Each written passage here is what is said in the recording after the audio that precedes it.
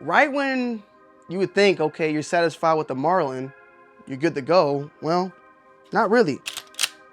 I want a Henry.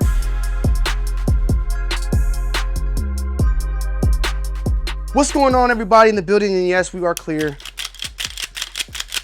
We are clear, okay? We're safe and clear. We have today, though, the Henry Big Boy Model X in 357. 38 special as well. And yeah, we had the Marlin, we had the Henry, and this is actually my second Henry. I actually bought a 22 Henry, and unfortunately, I sold it.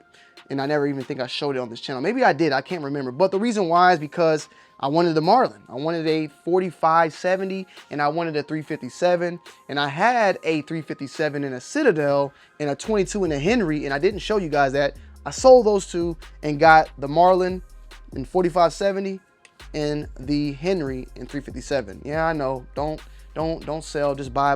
Yeah, I know, I understand. Well, what I wanted to do with this gun is what I didn't want to do with the Marlin. The Marlin, I wanted to keep it stock. I wanted to keep everything stock and keep it as is. Well, this Henry, on the other hand, I want to space gun this bad boy out. And I want to give you guys my first initial thoughts and opinions on it and what I've done with it so far before I turn this whole entire gun into a Space Cadet lever action rifle.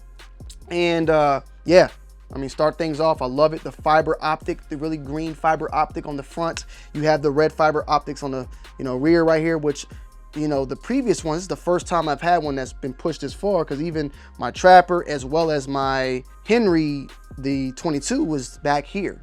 So we had them right here and right here. And if you guys can see though, I do have a red dot system on this gun, and that is by Hoptic. Hoptic, it comes with a backup co-witness rear sight here. And we have here also the Holosun. This is a Holosun 508T, I believe, that I placed on there because I wanted to go with this. I also did look into Ranger Point Precision to give me the Picatinny rail on the top and maybe put an LPVO or a bigger red dot. But I was like, you know what? I kind of want to make it like, I don't know. I went with this red dot, and I still have like an itch in my back. Like, man, put an LPVO on it. Put an LPVO on it. Put a EOTech, put something crazy on it. But I don't know, I like this at the same time. I like the small look to it and the red dot look to it. I don't see me, this is capable, I've heard, of shooting up to 300 yards, even at 357, but I don't know, man. Y'all let me know down below in the comment section. But as we have it here, we have this, poly stock, which is very beefy, definitely. This is a model H012MX is what it states, model, the Henry X Big Boy. You have here also this little, handguard, which is plastic. And it is a M-LOK on the side as well as a Picatinny on the bottom. But it is very, very heavy. Can I be honest, which is really odd? And maybe you guys can let me know in the comment section.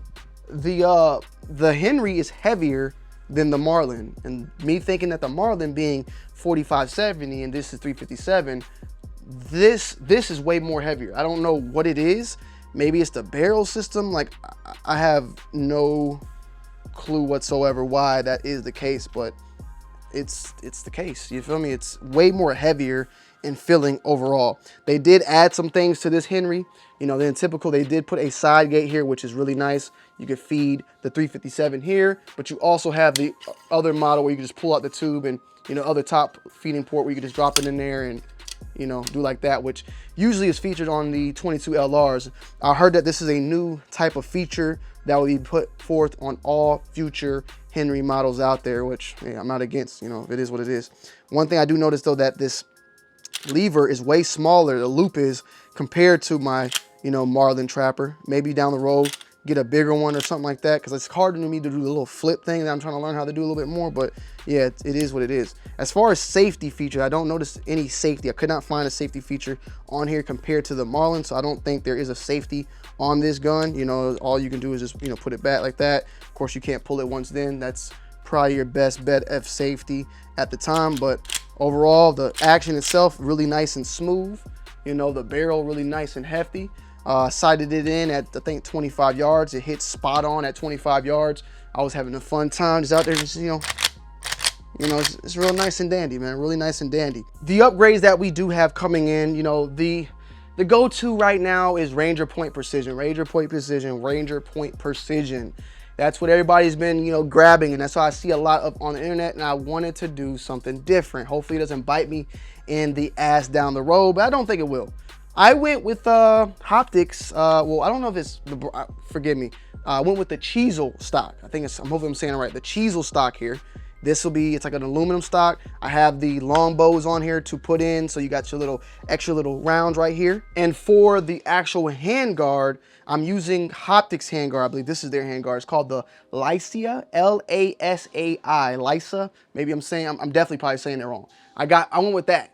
I definitely was looking at range of point precision on the stock, and I was looking at it also for the Costa Luca handguard. I really like that. Their Gen 1s, all that was really nice. But it just, everybody had that one.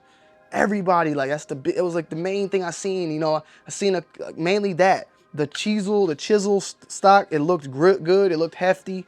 I liked it. It was aluminum, even though this is already heavy. I wanted it to be a big heavy boy in general. So I went with that.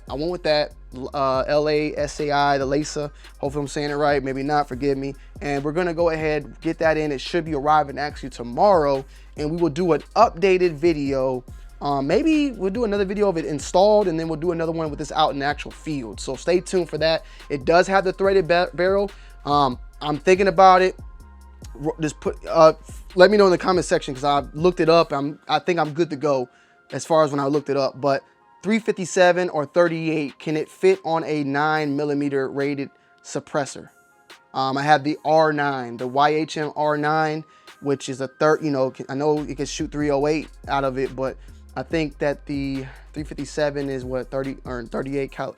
The diameter and all that. Let me know if that's possible, because I've seen people say it will work out of a 9mm rated.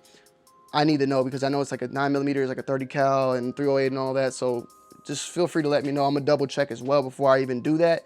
But I would not mind to put some 38s through it, because 38 already sounds super quiet as is.